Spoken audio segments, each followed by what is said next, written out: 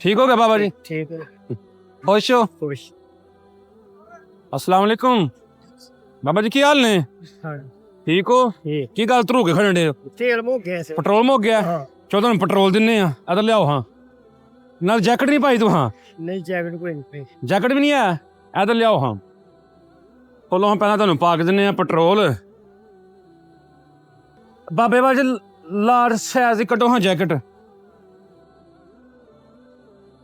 हाँ शूज भी नहीं पाए? नहीं वो कोई नहीं। शूज भी नहीं है? नहीं गर्म शूज नहीं कोल है? नहीं नहीं कोई नहीं। किन्ने नंबर आने जी? मैंने 8 नंबर हूँ 8 नंबर आने जी। बाबा जी, लो हाँ जैकेट ठीक हो गया। बेहतरीन मोटी गर्म पा के वेखनी जे। नहीं वो तो पा लांगे घर। हैं घर पा लांगे। घर जाके पानी? जी जी हाय हाय हाय हाय बाबा जी, लो हाँ वेखो हाँ शूज कैसे ने। ये ठीक हैं ठीक। पूरा पा के वेखने पूरे ने?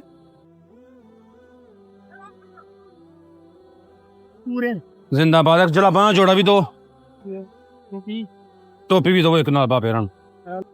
बाबा जी जी जी ए शूज आ गए। ठीक ठीक है ए टोपी बाबा जी देखो, ठीक पशम दी अंदर वूल लगी रही, बेहतरीन गर्म टोपी। ठीक है ए तुहाडियां आ गईयां जलाबा। जलाबा। ए पा लो जलाबा। ए बल्कि ऐसे लो छापर लवो। जैकेट फड़ो हाँ, जैकेट पाओ हर च। जैकेट फड़ो हाँ पहला, जैकेट पाओ। जैकेट मोटी भाएं हर च आए ना, क्योंकि बड़ी मोटी जैकेट, गर्म जैकेट फुल। ए च रख लो नाल जलाबा आ गईयां, जी। ए नाल टोपी आ गई तुहाडी। ठीक है जी जी ए लो। ठीक हो गया बाबा जी? ठीक है। खुश हो? खुश।